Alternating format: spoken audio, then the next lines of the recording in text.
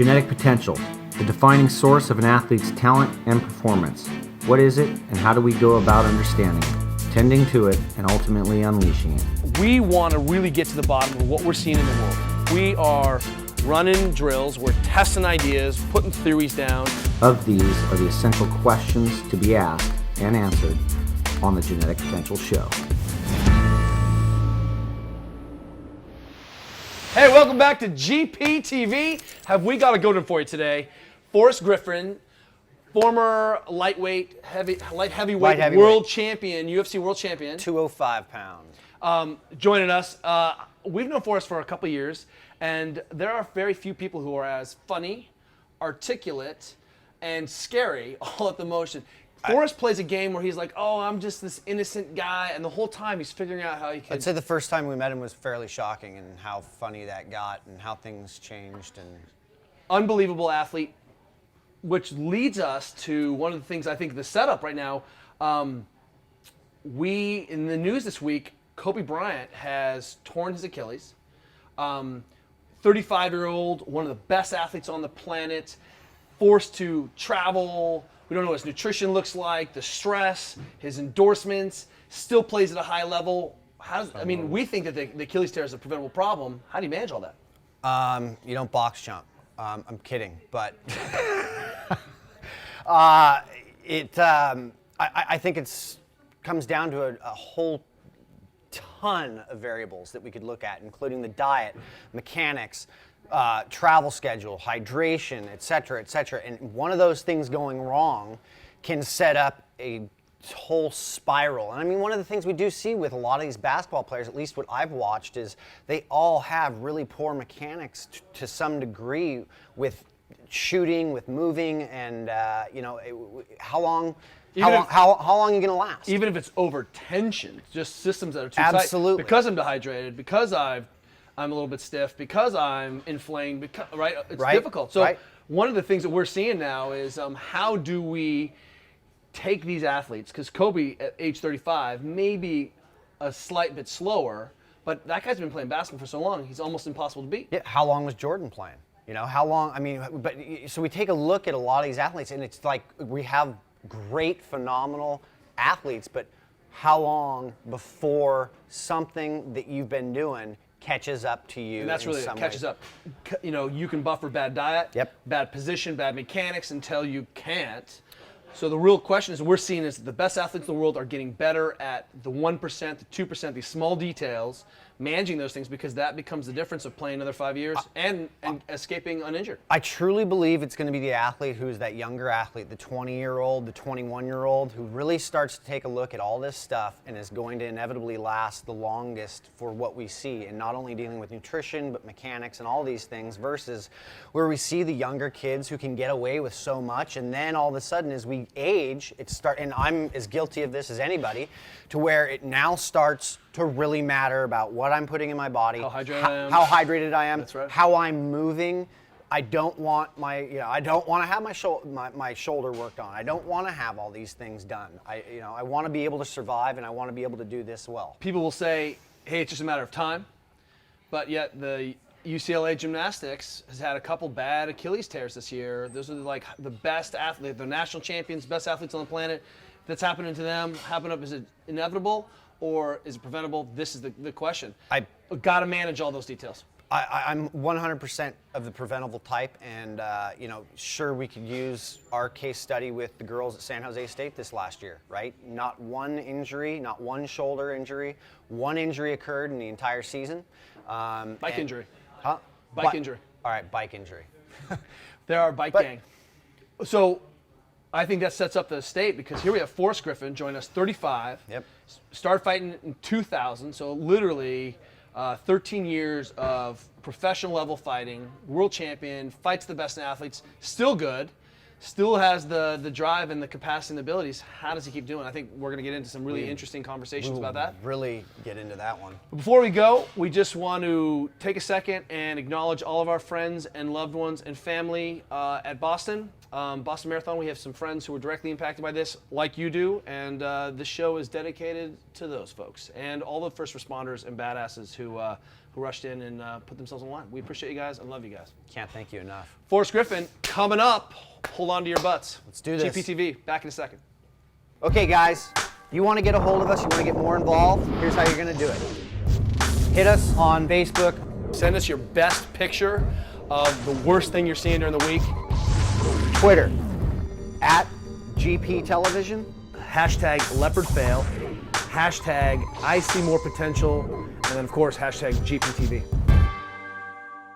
Hey, welcome back to Genetic Prowess TV. Prowess. He's renamed it. Show. Well, that's really the mark of any good guest. We've got Forrest Griffin on. I don't know if you know him. You probably do. You've seen him on his own TV specials. You've seen him in the Olympics competing in synchronized swimming, solo synchronized swimming.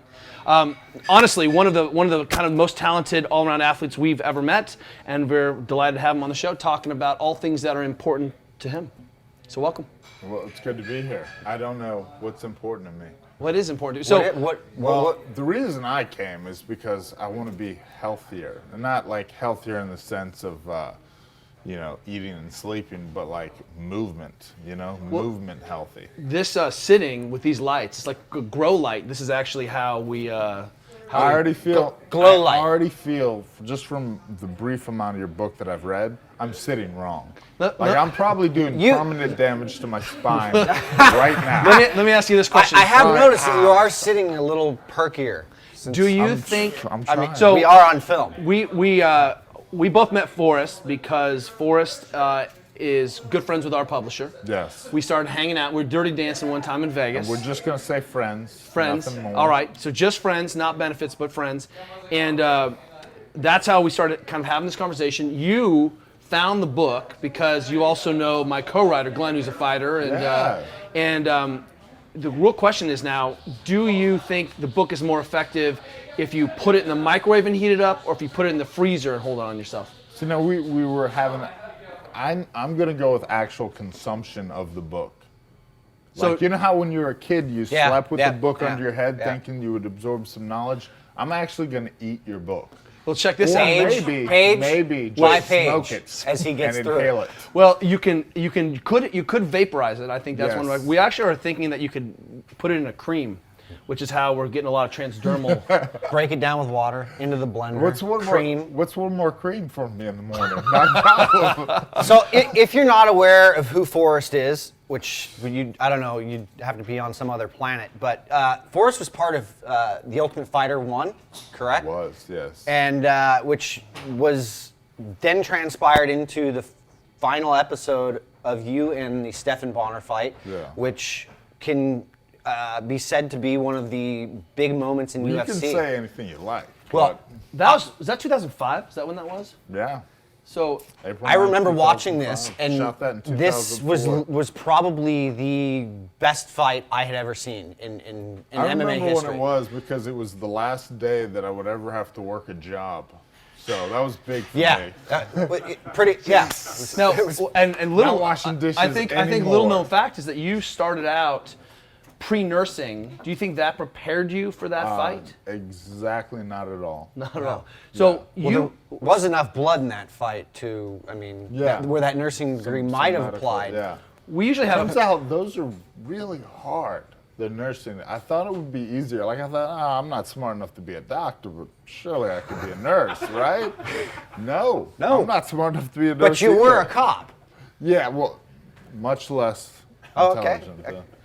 Quotient's a little lower. And you got to hold the gun. Yeah. 2005, 2013. You've been fighting. I mean, you started seriously 2003, 2002 as a fighter. 2000 and 2000.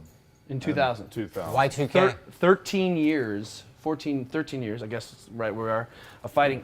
One of the reasons that we know that we love this TV show is we get to sort of get behind the glamour that is your life, clearly. Yeah. And talk about some of the nitty-gritty.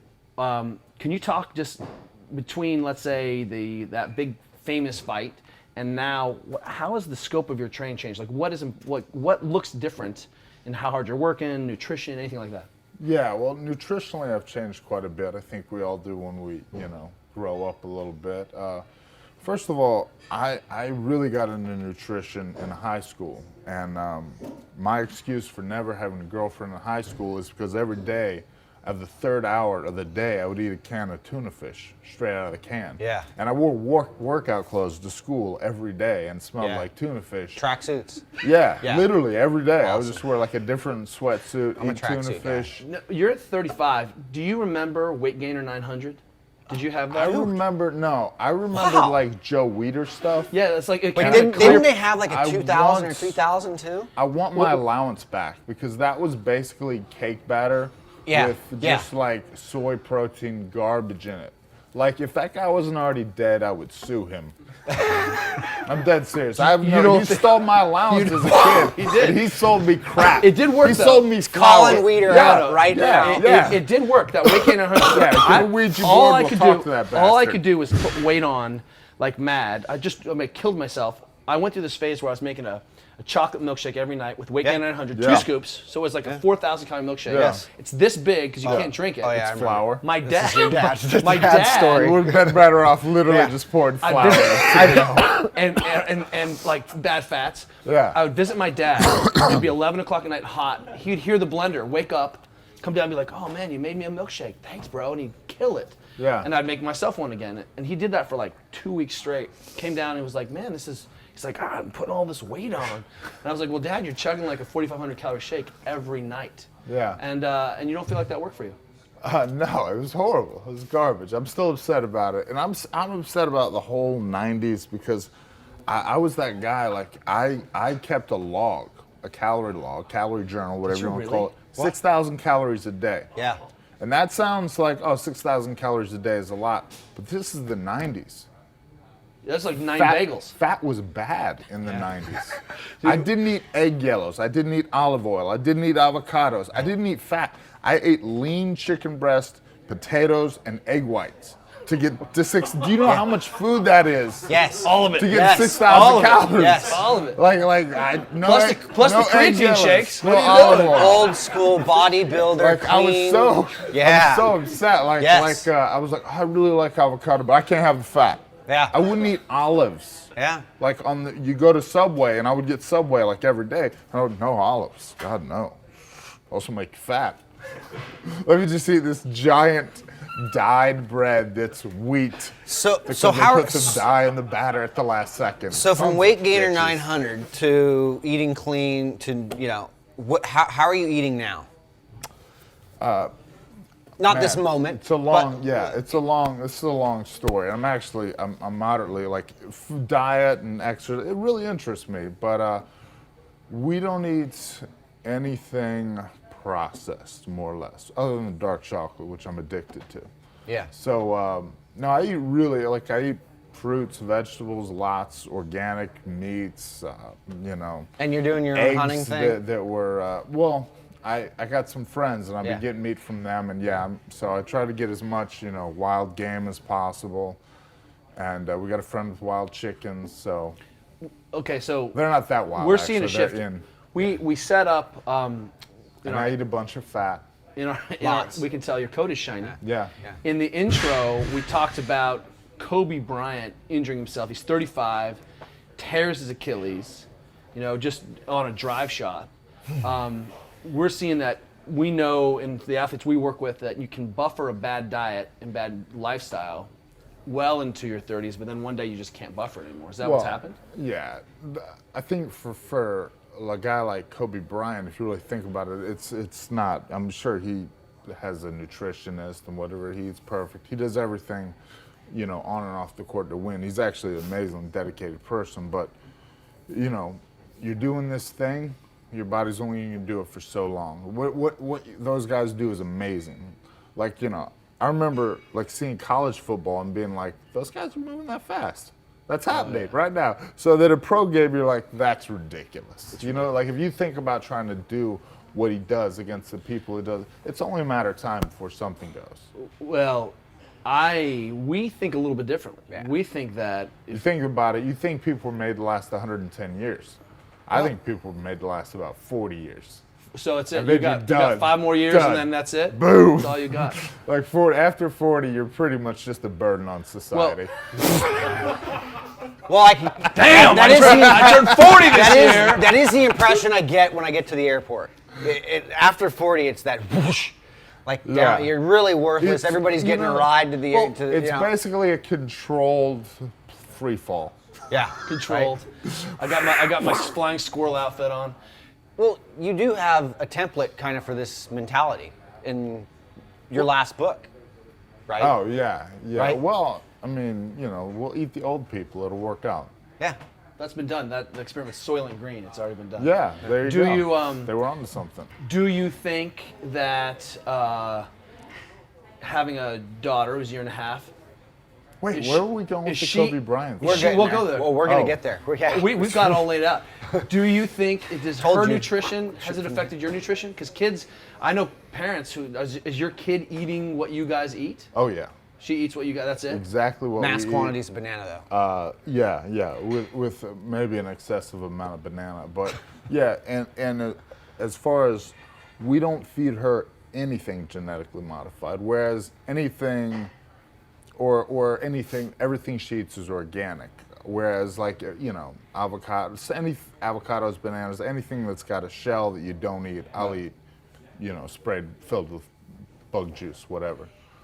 But no, my daughter's only had, like, a couple things that weren't, like, perfect. Yeah. So a lot of people get, they have a kid. And it gets harder. And then, we got these Cheerios, and I really have a problem with this. You have a problem with Cheerios? I wouldn't eat them. You never had Cheerios. He has a problem with I Joe wouldn't Weider. eat them. Of Why course are you he's feeding got a them problem to your with kid? Cheerios. Doesn't that upset you? Because I know, like, these moms, and they're eating, like, this salad, and their kid's eating a hamburger from, like, hamburger place, and they're eating, like, a healthy salad with some berries and some nuts. Let me ask you a serious question. You should probably make your kid eat that, too. How many boxes of cereal did you eat by the time you graduated from high school? A ton of Raisin Bran. I was into, again, I got into health early. You stopped eating cereal? You didn't stop eating cereal until you were like I was eating canisters of oatmeal. Like, literally, like, this much oatmeal, but no butter, mind you. This much oatmeal. And then I would just put cinnamon and sugar on it, because sugar wasn't as bad as fat. No, I get you. And I had to have something. So just the oatmeal. But you were off so your daughter's in there. The reason we mentioned this nutrition piece, position piece, mechanics is that by the time you're 35, you're a really good fighter.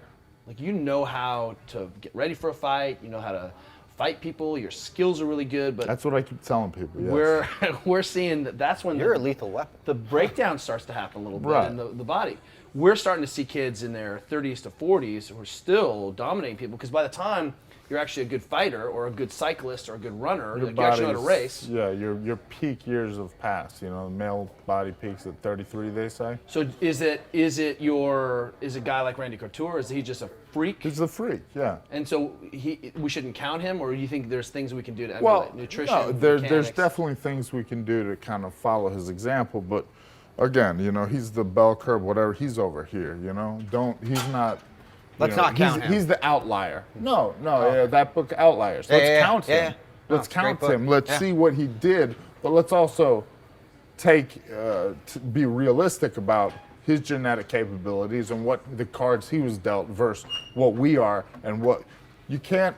There's no steroids. There's no workout. Nothing turns a Chihuahua into a pit bull. And that's what I try to explain to people. I've tried. Wait, you can't get. Can we pull up a picture of Wendy the Whippet? Somebody, just Google that. We'll pull that up. Is that they've bred something genetic? They see where's that technology? They've removed the milestones. Oh, that's your Whippet. That's your little. That's your little. Demon. I want to get LeBron James DNA injected into me. Is that possible? Yeah. Like, can I borrow some of the blood, LeBron? We can do that by 4 o'clock. I get you. I get you, Toe. It's a toe. I get a toe. So here you are, still competing. You just had a fight not too long ago, right? Last July was last big fight? Yeah. So I was supposed to fight in December, and I misplaced my knee. It happens. But again, like we were talking about, that wasn't. I've never had any foot problem. That was a catastrophic incident. 1 minute my knee was fine, and then 1 minute through, training, it was destroyed. The same thing actually happened originally with my shoulder. I'm fine. Fella slams me on the ground, not fine. It wasn't like I was doing a bad habit. Like I was throwing my jab a certain way, and I was like, oh, that really hurts. We divide sort of all the injuries sort of into just a couple categories. One is catastrophe and clearly fighting. Wendy the Whippet. Wendy the Whippet. This is the most jacked whippet. We'll put this up. This whippet weighs about 300 pounds. And could outrun your pit bull and bench your. That whippet is buffered in my pit bull. Does it? Trains. It doesn't have the thing, the statin or whatever. They pulled the myostatin gene. Yeah. So I've seen that in bulls and whatnot. Yeah. Well, I mean, Hamsters can you too. do that to me? Can Possibly. you take the thing out that restricts I've heard muscle growth? China's playing around with this. How did you? Right. How? So okay. Your nutrition's cleaned up a lot because let's be honest. Well, I'm still upset because I've eaten healthy my whole life, but healthy changed on me. Sons of bitches. That's fair enough. Fair enough. Like I knew, like, I ate this, and so now it's changed.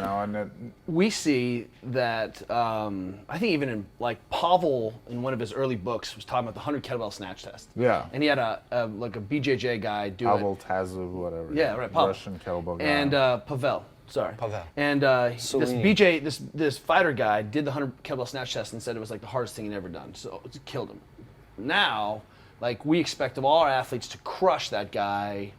Time just because the work capacity model is out of the like bag. 4 minutes? Yeah, everyone works hard now. Yeah. So if everyone's fitter and everyone is I mean, we see that the top athletes are really it's 1% here, it's a couple percent here. I sleep. We were talking about traveling. One of our friends doesn't sleep a lot. He sleeps irregularly. He keeps weird hours. You were talking about your sleep. We talked about how do you manage your sleep? How much sleep a night do you get? I don't need 7.5 to 8 hours. Do you go to bed at the same time? I go to bed at approximately the same time every night. Wake up at the same time? I mean, if I do the math, I Unless- guess you do. Yeah. Right. I mean, 7 hours is 7 hours. Unless my daughter decides that she's going to get up a little earlier. But for the do- most part, I sleep the same hours every day. How is having a child, a 1-year-old under 1, and training for a fight? How'd that go for you? Well, I slept in the other room, actually. And I had gotten a tent, too, so I'd already slept in the other room, So for me, it was fine. So it's I didn't really hear about- a From thing. reading your book, I would play this scenario in my head. Have you ever seen the movie Change Up? Where the guy's sitting in bed and he and his buddy the switched, switch, and the baby gets up in the middle of the night and he says, "You're the mommy, you go get the baby," and she basically tells him, "You get the F out of bed, or I will knife you." Yeah. Or And I will pretty cut much, you. And That's pretty much the way it goes. Yeah, that's what I But- thought. Because The thing is- Brian's a pretty good athlete, but I can't wait to see him do it with a kid. Right. The thing is that me and my wife derive our income from me fighting. Yes. It's our income. It's not my money, it's our money. Absolutely. She also wants us to get our money, which comes from fighting, which is the best thing about being a professional athlete is working out is my priority. It gets to be a priority over everything else in life. Your child, your wife, you're like, so it becomes, early on, my wife got on the team, and realized I can't train if I don't have, continuous sleep. Like I don't, if I wake up a couple times during the night, I'm not so good the next day or the next couple days even, So it wasn't a problem for me. I had an awesome life. That's pretty cool. You got I'm it. not The rest of looking. you guys are I don't know where my screwed. wife is, but she's exercising in the back. She is And not hearing this. I'm going to start talking about. Hey, I've I not get paid ever to gotten up stretch. with I'm a the child. stretchy guy. What's going? Well, essentially, I've never essentially, woken up. Fair enough. Fair enough. before a Okay, baby. so that is true about this because we talk to a lot of professional athletes who have multiple kids, and how do you manage that and the training and being away and it's complex. It is. Do you have a full-time coach? as I have. parentheses. Yeah, I have S. like 4 of them, Yeah. and I go through them. I get different ones. I'm a bit of a floozy when it comes to coaches. Whoa. Look, just I whore get has into 3 things. zeros in it. Poor. Is it because you? Those of you guys who don't fight or aren't familiar with some of the fighting, it is so complex to put a skill set together that takedowns, grappling, fighting, punching, striking, kicking. Is that because strength and conditioning? Do you have to have a person that for all of those things? I mean, to build a complete I almost think you have kill set. Here's what people have in the sport have kind of gravitated towards. You have a person for every skill set, and then you have a head trainer. Yeah. You know, so you got like 4 guys and then a guy over him. You know, because the guy that does my strength, he's really concerned about me being strong and athletic, but he doesn't realize that me being strong and athletic is not as important as the next workout tomorrow morning where I actually use the strength and athleticism he's giving me. So a lot of that too is I do my heaviest lifting after a fight. After a fight, I don't rest, I immediately start lifting heavy. And that's when I try and build my strength, because the last month, 6 weeks before a fight, you're doing a lot of training, a high volume of skill work, just training, you know, sparring, etc. And you know, you're cutting your weight down, your calories are depleted, so you're not going to get strong. It's about strength retention, you know? Yeah. You want to keep the strength that you got the first month, you know? So you've got to, you know, it gets, you know, like any workout, you're going to prioritize and you're going to segment. And this is a fairly elaborate process in the fact that you have one guy who actually looks at the entire scope of things, like how much jiu-jitsu you did. That guy how much looks at everything is kind of an idiot. His name's Forrest. And I don't know that he's very good. I think maybe I should sometimes outsource it, but I'm too... Well, here's controlling. I don't trust anybody else. You really I don't blame you. You just really hit on a piece, I think, that the modern strength and conditioning coach, particularly at the university level or training other athletes, forget sometimes. Well, my strength and conditioning coach told me the best thing, the most important thing that he'll do is not hurt me, not injure me for practice. Because, you know, you've seen a lot of guys busted up in the weight room that have bad practices because they tweak themselves in the weight room, you know? Well, I would say that safety in the weight room is commensurate with performance in the gym. But I think that's, I mean, if you're getting injured in the gym, there's big error there. This is the safest place on the planet. The real question is controlled environment. It's a controlled laboratory. Whereas opposed to sparring. But how do you manage? So how many strength and conditioning sessions a week do you do? Let's say not in that 6 weeks before. I mean, because you clearly, the mistake that people make is that they love being strong, but they can't go do their sport. You know, even with running. I do about 6, but they're very varied. Some of them are, you know, some of them might just be 15 minutes Tabata sprint. Some of them might just be a sprint. Some of them might be just a carry. And then you know, Sunday is my heavy lift day, heavy front squats, heavy trap bar deadlift. It used to be a little different. It used to be heavy back squats, heavy deadlift, and heavy cleans. But now, you know, cleans with a drop, deadlift with a trap bar now, and front squats. You know, a little safer, a little less weight. And then, you know, you can do pull-ups and push-ups. I would say, you know, put those in twice after workout. And something else, I like to do my strength as I get closer to the fight after my workout, because for me it's about priority. It's not as me lifting weights is not as critical as having the energy when I'm actually on the mat or in the gym with people trying to hurt me. You know, and they're my friends, but they're trying to hurt me. We hurt each other, you know? And so, you know, it's a tough, like, where do you balance? And then you have to make the lifts simpler because you're already kind of neurologically stressed, right? You've already worked out a couple, 2-3 hours, so you don't want anything too complicated that you can injure yourself with. Is this the Forrest Griffin model, or is this general thinking consensus? No, this is just me, and this is what I've found through years. I actually, at one point in 2006, I got really strong and really fast. I was lifting 3 times a week, doing sprints twice a week, and I got strong and fast and started getting close to my pre-fight numbers as far as weight I was able to move, you know?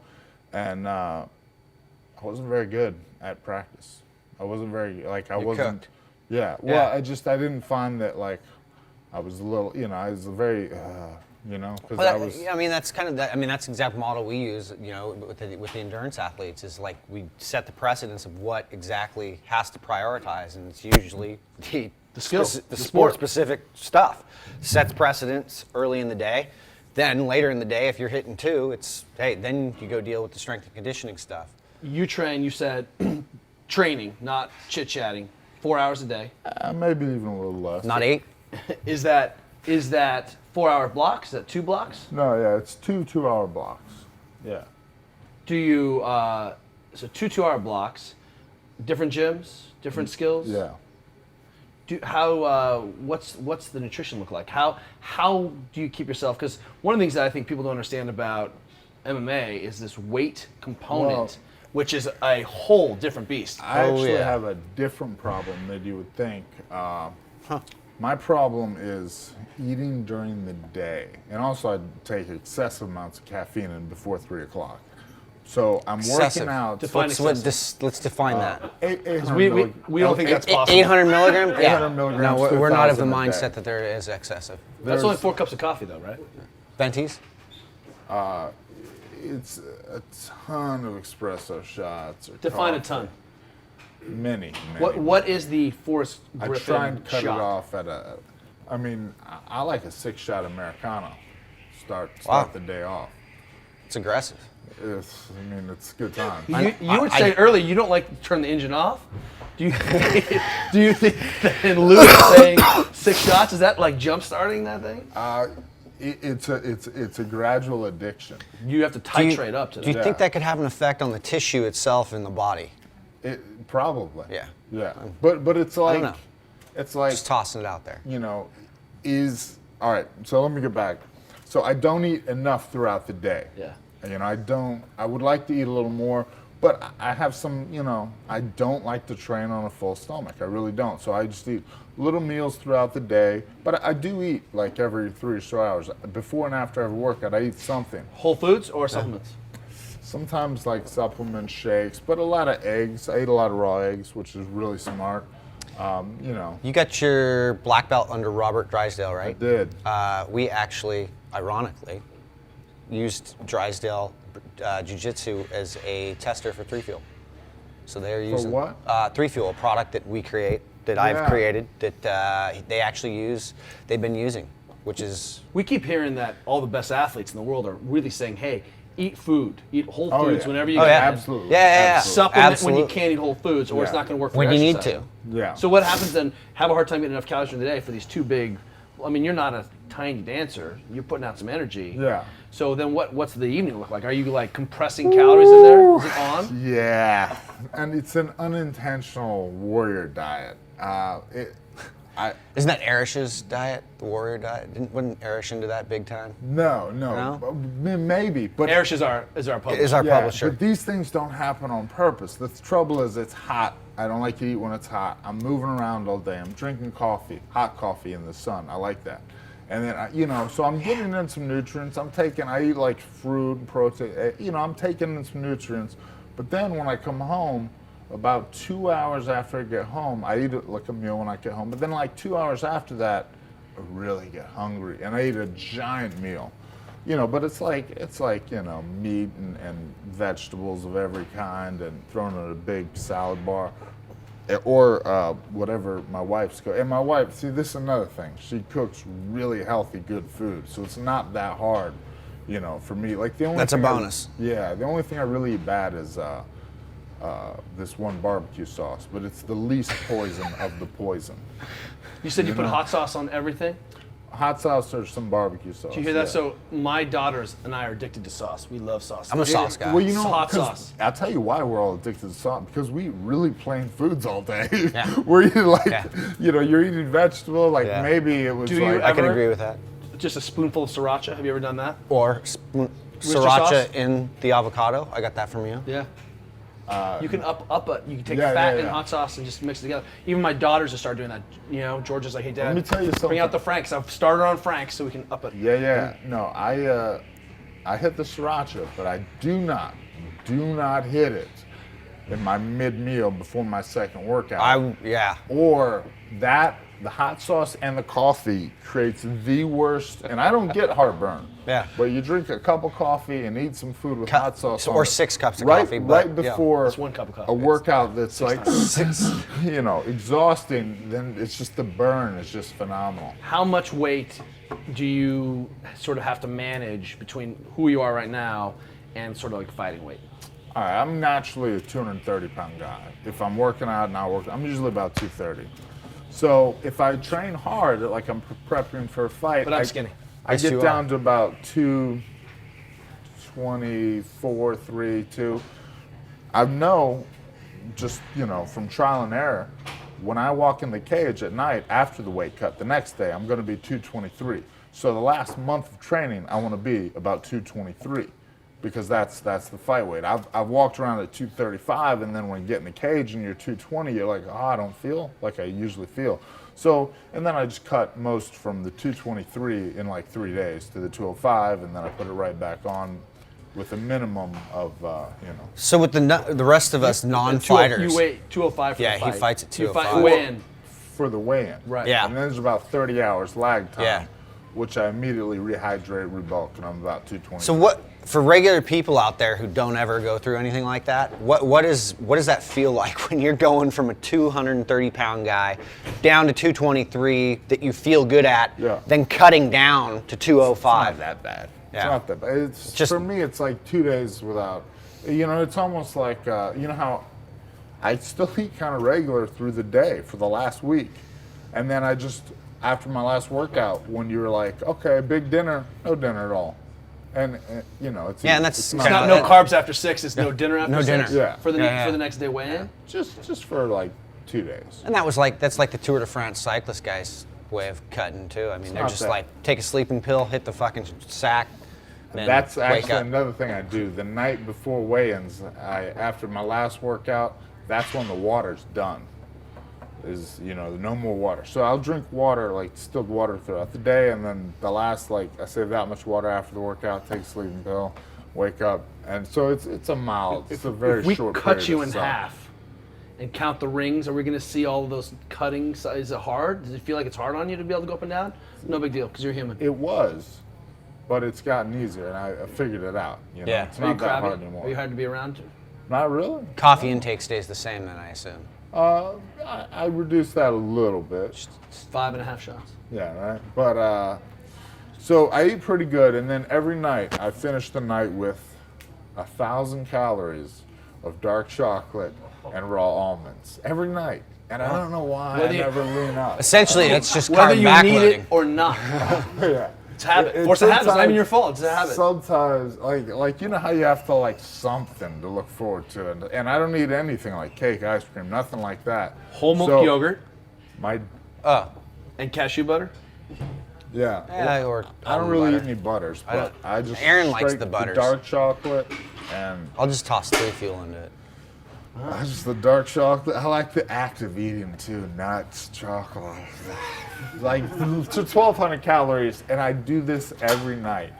I brought nuts and chocolate for last night Wow. because I didn't want to go without it. But you This clearly this is a process. come up with a model of Wow. if it's working, don't Yeah, it's like I gotta have something. But we see a lot of athletes backload in the middle of the night. In fact, there's actually an interesting article that came up, out of that Ancestral Health Symposium, that looked at kind of the classic sleep cycles. Maybe it's not 8 hours contiguous. Now it's maybe 4 hours. 4, Wake I up just saw 4 this. hours, right? You saw that too. Because I always wake up 4 hours and I'm like, I'm hungry, and I get up and have a snack.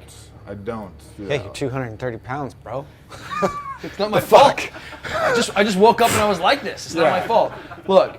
I don't wake up in the middle of the night hungry at 195, but at 230, I would assume I would. Even I mean, the fuck. bodybuilders. Let's be extreme, serious. You remember they would Yeah. set the alarm And get up and eat a chicken. Eat, and then go back Yeah, to sleep. bodybuilders used to do that. Yeah. Julia, Yeah. you should do thermocarb right before you go to bed. That's a good idea. Boom. Or Because 1,000 Juliet always. calories of nuts. Or and 1,000 chocolate. calories of dark chocolate Dude, I would and be. almonds. I could win Puffy like that. Win Puffy. Because Juliet. Christy sometimes Phillips. I'll make. Sometimes I've even made toast, some gluten-free bread, and put some nut butter. And Juliet's like, I come back to bed. She's like, you smell like peanut butter toast. And I'm like, Of course, it's 2 a.m. I had to have peanut butter toast. See, well, if you just get that out of the way right before bed, Then just it's done. accept, just acquiesce to the nature of your beast, then you will. I'm trying to think. Exercising You'll sleep 4 hours a real day. good. I don't do that. I think that's the problem. Yeah. I'd be Well, 270 pounds. Yeah. No, it's and I'm gonna find out now with this time off that I could get in some trouble. Do you? You said you train heavy right after. How many days? How long off from a fight does it take? Do you take it? Or do you go to the gym the next day? 2 days later? How do you I do recover from that something. big effort? I mean, I do something, and I'll do like yoga, Pilates. It depends, you know. If I'm not really banged up, I'll definitely do something.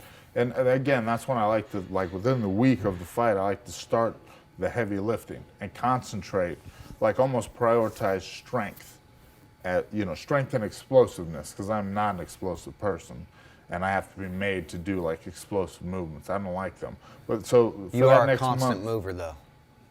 Yeah. Yeah. But there's no Wait, explosiveness. I'm to me. confused. During the week of the fight, like you'll start putting in some heavy stuff in? No. The Oh, the right next after, one, right after. immediately after the fight. Yeah. Because, I mean, this is I would- Brian's model I is would- yeah. big effort. We try to have our athletes think, hey, look, you can't just red Right line. before the fight, speed. Yeah. Everything's quick. Up. The second I'd the s- second you're not fast on a rep, you're done. The second you start to hit that wall at 5, 6, 7 reps, where this takes longer than this, you're done. And that's my rule with any weight. The second, Training quality in the rolling, in the striking, same thing. If you start to get sloppy and slow, are you done? just tighter. The last week, I'd do a warm up, and then I'd do a 25-minute go, real hard, where I hit mitts, get on the ground, I'll work a position. I got a guy going 70% on me, maybe just hold me down, work in a specific position, back to the mitts, work something that I think might occur, positions that I think are going to occur in the fight. 125-minute go, done. The week before. Yeah, leading up to it. We were talking earlier that one of our All-American swimmers, week before big meet, like really big meet taper, her coach would have her come out of the pool and not do these pool workouts. Yeah. And she'd freak out because she'd lose her touch. And you had a really good analogy that you were saying, hey, keep the car idling, don't turn Never the car turn off. it off. It's hard to turn it on. You don't want a cold start and then go, right? So you keep it, you just don't rev it. You just keep it idling. Man. Old saying, go into the ring cold, come out cold. How do you warm up for a fight? Oh, I have probably an excessive warm-up, and that might be a little. And the thing about warming up for something you've cut weight for is something about glycogen and some shit like that I really didn't understand, but it made sense when the smart guy explained it to me, is that you've already depleted a lot of your vital energy stores, etc. In that 15 to 25 minutes, you are not really going to start like burning a lot of fat, so you still need all those sugars and all that stored energy, which when you dieted the last week, you killed a lot of that. So don't warm up too much. But with that said, I warm up a lot. Like I go in there wet, But with that said, like a sweater. I say is wet. screw it, and I just warm up a And ton. I just pound water. So every time I go in there, I've got to pee. Every time. Is that how you try to like your? No, it's not intentional. but the thing is, it's amazing. No matter how bad you have to pee, when somebody starts trying to hit you in the face, You don't have to pee anymore. People, you forget that you had to pee. Just goes I right would imagine. away. Yeah, I would imagine. that would happen. Disneyland last week, Georgia, we're going to the Hollywood House of Terror, the free fall. Right. Georgia's in line. She's like, I've got to pee really bad right now. I'm like, we're Yeah. about to go on the ride. Did you pull a Starrett again? I know. And she's like, no, I got to go on the. But you don't think that's what it is. You think it's actually the water. It's not that you're a little bit Hollywood House of Terror. I didn't think so. I just sit in the locker room pounding water because as I'm, sweating, I say, oh man, I need all this hydration, and I just keep pounding. Electrolytes? Do you use an electrolyte supplement? Do you just drink water? I do all kinds of different electrolytes type stuff. Yeah. Which ones? Well, I actually was using that Volume Ace by BSN. So, and I've used a bunch of different stuff. But some kind of you're looking at electrolytes, Yeah, quality yeah, water, not just yeah. water. So when you're saying you're pounding water, you're not just pounding Yeah. like distilled water. No, but yeah, like electrolytes. I pounded distilled water, before to make the weight to get all the sodium, potassium, and other electrolytes out of my system because they make you retain water. Yeah. And so I've killed all those. I don't have any of those. So as soon as I, cross that. You ever wake up in the middle of the night with a hamstring cramp? Not usually, When no. cutting? I stay pretty hydrated. I'm a hydration machine. Wow. How much water do you think you drink a day? Can you point out? Over 2 gallons. Whoa. And I drink Does this them out include of coffee? No. Coffee. Whoa! Coffee being a diuretic. So I drink 2 gallons of water, plus for every, like say, 20 ounces of coffee I drink 20 ounces of water to offset the dehydration. So I'm drinking well over the 2 gallons of water. And I seriously have to pee Forrest right has now. a plan. So telling you. one of our athletes, who's a national medalist, she's a coach here, national medalist in Olympic lifting, just went to your course this weekend. Yes. And she started drinking water. And she's like, I feel a little sloshy, but man, I sort of feel better all the time. We just think it's one of the basic errors that people are making. Is that they are and it's slightly almost like it's like one of those, you want somebody to come to you that's a little dehydrated just because. Oh my God! It's like the simplest fix. So they're like, "You're a genius." True, I'm a genius. It was like, yeah, we function better off water. That's the focus of our nutrition lecture. We've even had athletes show up at our gym not firing on the deadlift, and I'll have them suck on an electrolyte tab. Yeah. And then I'm like, hey, go hit that again, and like electrolytes blown out, dehydrated, boom, Yeah. they upregulate immediately. Yeah. Well, It's pretty amazing. I mean, even at 3% dehydration, 10% change. Man, it might have been in your book. I was just reading that actually, about the gradual amounts of. No, it was on a link on the website. What we're seeing is not only if we look at cardiac output, if you're just down a little bit, your plasma volume drops, and then your heart actually doesn't even contract as hard. That's that Frank Starling mechanism where blood pours back in, and your total volume decreases. So you Becomes merge your viscous, VO2. and then you might have a heart attack. Well, who cares about heart attacks? Right. But you might not perform well on your way to that heart attack. That's right. More importantly. Should not fight scared. Here you are.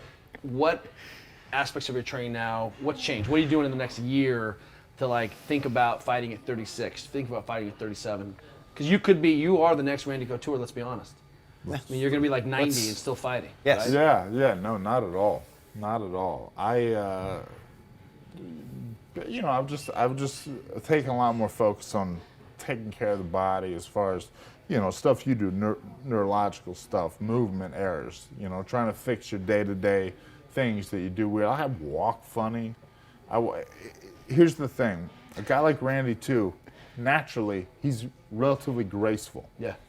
When I sit, when I move, I clunk into things. I smash every step. My wife's like, "Why are you stomping?" I'm like, "I just walk like that. I'm not stomping." Everything is maximum impact for me. So I've tried to just change some basic patterns. Don't smash. Heel to toe, outside of the foot, easy. Like you're making an entry. Heel to toe, outside of the foot. Lower your weight a little. Just trying to take life. All of it, and be a little more cognizant of my posture, what I'm doing. And then, I've always been a good warm-up, cool-down. I don't stretch cold or anything crazy. How long do you cool down after a good session? I'll do I'll jump rope for maybe 10 minutes, and then I'll do a stretch, like a static stretch after. Usually after, I'll stretch something, either upper or lower, after every workout. But as part of the cool down? Yes. But I'm totally confused on stretching. But I do a lot of mobility, movement stuff to warm You're up. working your way through. You're working your way through the book, so you'll be fairly clear at the end of it. Which chapter have you smoked so far? Oh yeah, not I'm on page 40. Oh, right. I just haven't got there. That's fine. So you also have a second please. book. You have 2 books. I do. So you've got a second book. But there's nothing about No. mobility or stretching. And let's be honest, you're actually a New York Times bestseller. 9 weeks on the bestseller list. Sure. And the name of this book, the second book? Be ready when the shit goes down. So have some toilet paper, I think is what that means. A guide to the apocalypse. Yeah. So no. And typically, fighters are sponsored by lots of nutrition companies, which you are. Beer companies. Or beer companies, or condom companies. And you happen to be sponsored by a silencer company as well. Yeah, I was. Yeah. It's fairly going interesting. for me. Which is nice. Yeah, and I got a bunch of free silencers and guns out of it, which is always cool. Yeah, But, protein powder and silencers. I mean, You can never have enough. Feed your daughters with that. Yeah. There you go. Excellent. So tell me, the cooling down, warming up thing. That's why I came. What should I have been doing all these years? Well, obviously, you should have thrown everything out. Okay. And just, baby take any bath, science that whatever. anybody throws at you and just throw that out But and do what you feel is best. We think that there's a real misconception about sort of taking care of tissues. Really, what we're saying is, how do you know if you have a good, how much work do you need to do to keep yourself from getting stiff? Yeah. And pulling on tissues that are designed to be loaded for thousands of reps isn't necessarily the way. Right. We work on stiffness, but also we start asking the question, why can't you, do you have full range of motion? Can you do everything that a human being should be able to do, yes or no? So if you can't put your arm all the way up over your head, it's not stretching, it's being able to put your arm up over your head. Yeah. And that's the key. It's hard to see that. Our model is it's hard to see that when you're fighting. It's easy to see that when I force you into sort of very formal movements of strength and conditioning. Well, and let's be honest. I mean, at 24, 25, if you're moving fairly well, And you're world champion. and you're world champion, or at whatever you're doing, a lot, and you're not doing any of this stuff, why would it even matter? So you're starting some habits that's right. early on, and then 10 years down the road, here we are, where And we've really seen a large shift. We move away from genetic prowess into genetic potential, because our model is, how do you take the best athlete in the world and improve their function? Okay, I read this on your. These are the best athletes in the world. How do I screw the best athlete in the world? How do I take me and how do I get the best out of me? Well, I could care less about Kobe Bryant. He's awesome. He's an amazing athlete. I will never be anything like him. But the real model, as he will never be like Forrest Griffin. If he's lucky. But our question is, how many injuries are preventable? Like, every once in a while, someone's going to roll into your leg. Can't help it, right? Yeah. That's going to happen. Every once in a while, you're going to get knee cancer. That's going to happen. Every other mechanical problem, like his, I just wrote an article with Men's Health about every 5 seconds. it just means you're a little tight neurologically, but that's fixable too, right? But the issue is, Kobe tears his Achilles. How could that have been prevented? Absolutely could have been prevented. Yes. Is he inflamed? Was diet? What was nutrition? How stiff is his? Does he have full range of motion in his ankles? Do they make him play 80 games a year and travel? And stay in hotel rooms. Of course. And get shitty sleep? Oh yeah. Yes, yeah. all of That's it. All the of it. point. The rehab place I go to, they work with a bunch of baseball players, and baseball seems like the Gnarliest sport. easiest sport ever. But these guys are so beat up, like they're doing basically their workouts are borderline just therapy, real, because A-Rod blows out his hip, right? they play 180, 160 games a year. They travel. They're on the road. They got season. They got to work out on travel days. Yeah. They got to play. They'll play travel. My buddy had shin fractures in his shins just from standing and running around the outfield because they're not real soft, at the end of the year. It's a ridiculous sport. So you can't that's why the NFL is hey. He did not have fractures from standing as a professional athlete. He had fractures because his diet sucked, his sleep sucked, he was compromised on travel, all of the things that would let him be in a good position. But these or guys' mechanics or diets tissues. don't suck. I mean, they're eating good food. They got a But guy all we have to do is travels a with few them. bad nights sleep. One bad night of sleep, you're immune compromised 30%. Yeah. Right, you're glucose intolerant your fasting blood glucose is up. You look pre-diabetic for 24 hours. Well, But that's the nature of the and if we beast go back and take a in look, most sports, and So that's even for me, Absolutely. That's what we're saying. I'll So have to travel in the middle of a camp to make some money doing an appearance or something. So you got to go, and you got to sleep in a strange place, and you got to be on a different time zone. completely and agree. So one of our friends, It is what it is. we're gonna have him on the show here. He's the strength conditioning coach for the San Jose Sharks. Yeah. He doesn't get those guys very much because they have to play and they have all these other things and lives, right? So how does he fit that in? Yeah. And then at the same time, those guys travel into every time zone. So they travel more than any other person, any other team travels, and it wrecks them. It wrecks their sleep. It wrecks That's their. another thing about the Randy Couture. No effect on him. Like if he's in a car for more than 10 minutes, he's just asleep. And when he wakes up, he feels fine. He feels great. He's like, let's do it. But this is kind of relaying back to what it is we're talking about. Is it like how can you adapt to this environment that you're now put in? This stress of being a fighter. That's right. Getting on the road, being in a training camp, having to go do an appearance. You ever notice like when they fight in Dubai or Japan or something, the fights aren't as good? Well, they're fighting. They're they're different times. Stanford says they were on a plane breathing thin air for 17, 20 hours. No, I agree, but I mean, if we take a look at something like Kobe, and it's like, okay, so here's Kobe, and here's 20 other. Breathing oxygen on the plane when he travels every other day. Stanford sleep. Certain people say it takes a full day for every hour of travel.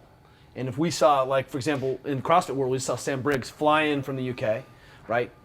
Try to perform. There's no way she can perform. No. She's crippled. And so, but the baseball players, you don't have 3 days to go. So Kobe has to travel. So if we know that his tissues are inflamed, then we have to keep an eye on it. Then we have to maximize the other pieces. Well, the Spurs are catching crap for not traveling, guys. Trying to give the guys a day off every now and again. Like, hey, just stay home. Yeah. You're in Vegas. How much traveling do you have to do out? I mean, you have figured out. I mean, you are definitely a creature of habit, from what I understand. Well, you could be fighting in Brazil, like we were talking about earlier. I don't travel. I mean, you can't make me get on a plane 6 weeks before a fight, maybe even 8. I just won't do it. It's not gonna happen. I don't want to break my schedule. I like the training at the time I train. And then again, I also always have I train at fight time for the last month. So if I'm fighting at 9 o'clock, I got to fight at 9 o'clock. That's why I sleep in the other room. I don't get up early, because if you train at like 9 o'clock, you don't go to bed till 1 or 2, then you don't get up till 10 or 11. So you have to adjust. How long do you do that before you go to sleep? Or before a fight? About a month. 3 weeks. Takes that long? Yeah. I don't know how long it takes, but that's how long I'm willing to do it. One of the How sleep long Jamie's studies. willing to have you do it? Yeah. One of the sleep studies I just read was is that if you actually exercise the night that evening that you get there or that you travel, always. That is the most important because you will adjust within about a day and a half versus if you don't do that, it can take up to 8 days. I take a hot shower, and you're gonna love it. Yeah. Light cardio. Find that for me. Something like. But you bring your own step? Jog or maybe an elliptical if they got one.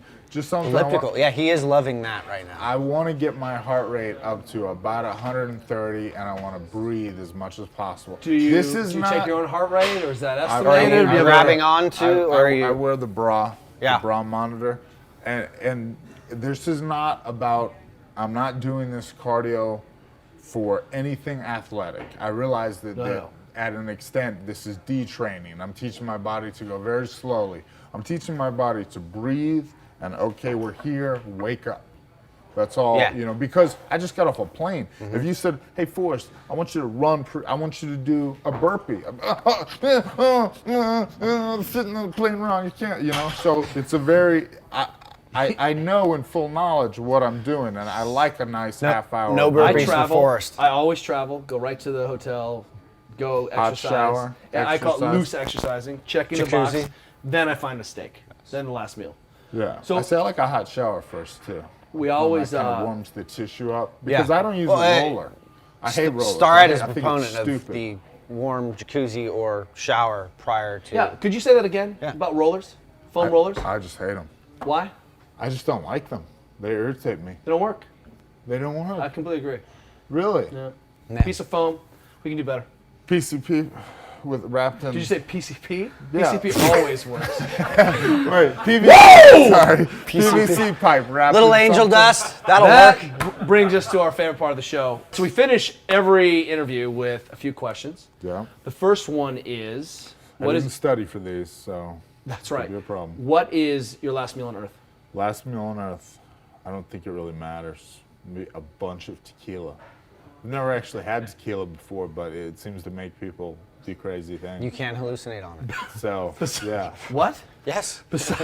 Certain people. It's not chocolate and almonds like this. Like if you what thing do you crave? All right. So it's really, not like probably let's be get like it. a really good red wine, like a really good Cabernet, and some really good chocolate and almonds. All right. Or different nuts. It doesn't have to just be almonds. Brazil nut. Yeah, all of them. I'm with you. I'm on Some all of them. exotic. Yeah. I'm with. This is the last meal, so we might as well make it exotic. If the apocalypse hits, Yeah. what do we do? What do we do? What do we do? This. Chill out. You guys are perfect. I'm going to eat you. You guys look Okay, very healthy. this is actually an important Because question. it's not just you are what you eat. You are what you eats. And I know you guys eat real healthy. So You are what you eats. It's unfortunately. TM. That just happened. So Can you I'm hashtag eating that? you guys because That- you're healthy. Well, Brian is grass-fed. Yes. To a large degree. Boom. I might taste a little gamey. Free range, grass fed. I might no taste antibiotics. No bovine growth hormone. You are very healthy. So here's the Totally question: eat you. do you know what piece of Brian you would eat? Do you have that understanding? We're working on a piece for the next book about what you would eat. I'm gonna go bicep. Really? Whoa. Well, your arms are a little skinny. I want to eat your bicep, actually. That looks good. So let's just start with the leg. Well, let's see what happens. I think that's the problem. So in the movie Alive, he starts eating in the butt. That would be a terrible. I think you got to go filet mignon. That's psoas. Yeah. Right there. Doesn't have, and then the other piece, skirt steak. That's your diaphragm. Did you know that? I did not. Just saying. I mean, if you're really talking about apocalypse, you guys are poorly prepared. That's all I'm talking about. No. Me and Ashley I'm looked obviously into going the to take proper my ways next kill to prepare- you so that you can The proper butcher ways it. to prepare people meat. I'm not going to say I didn't have a year of anatomy and I was the best skinner in the class. Little known fact. I've only heard you talk about this. That's, I believe you. That's kind of awesome. Yeah, I know. Do you have a hero? I'm working on it. I'm a big Pat Tillman fan, but I'm working on a hero. No, it's legit. You know what? You know who I don't like is Superman. No, seriously. He's got everything. It's so dramatic. Oh, I can only fly and shoot lasers out of my eyes and breathe storms and be the fastest. It's so dumb. There's no, you're Superman. Just stop. I didn't know he could shoot lasers out of his eyes. Yeah. Oh. Dude. Well, I'm sorry. Why? I didn't Yeah. watch enough Superman, obviously. Fuck. No, I mean, it's Lasers. dumb. Lasers. Hey, what else you want to ask? If you could go back in time and change one aspect of an athletic environment or a competition, what would you change? Well, my first answer was that fight in South Africa, where I got my shoulder messed up, and it still is. But my second answer would be when I walked past the room when I was 20 with the guys just fighting, that I wouldn't have walked in and been like, I want to do that. No, I'm kidding. I'm very glad I did walk in the room. That was with like a the people. ninja room. You walked Yeah, past there was just people ninjas. that was like, that was it. That's how it started. It looks like those guys are just fighting.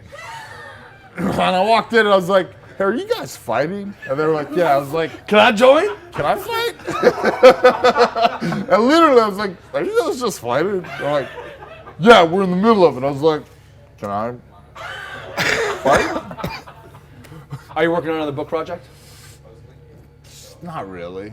I mean, I have, here's the thing.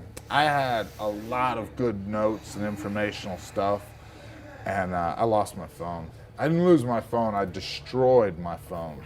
Wait a minute. Whoa. Is that why you now have a 7-pound OtterBox? I had the OtterBox or whatever on my last phone, but I still destroyed it through it, and they weren't able to recover the data. But I had one of these on my last phone too, like a... A lot of people believe that you should always wear a weight vest in bodyweight training. So you've got this. Yeah. What else you've got? And I got... See, I like to balance it out. I put one in each pocket. I'm not going to lie, that is like 19 pounds. Little drag. Little drag. I see.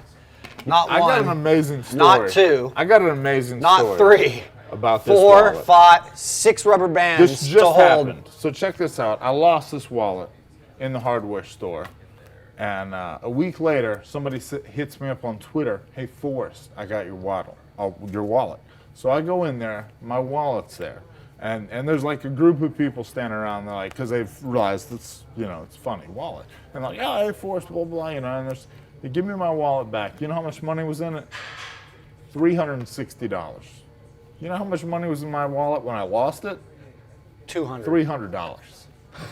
I lost my wallet, and when I found it, it had $60 more in it. Didn't you say you just lost some rubber bands? Maybe someone bought a rubber band. They say they took some How much the rubber band cost? And I had Put the 3 money extra in. rubber bands. 3 extra. So I tried to give the people there like a finder's fee, like a couple $100, and they wouldn't take it. So I went and talked to the manager. And I said, "Look, man, I left my wallet in your store. It took you 8 days to get it back to me. When I lost this wallet, there were $300 in it. Do you know how much money's in it? $360. You have a problem here." So, and I acted real dramatic, and I was like, "Look, man, I don't know what kind of shit you got going on. Just watch it." And then I left, and the guy, like, the people were laughing, but the guy was looking at me like, waiting for, like, me to really, like, get upset or something. I don't know.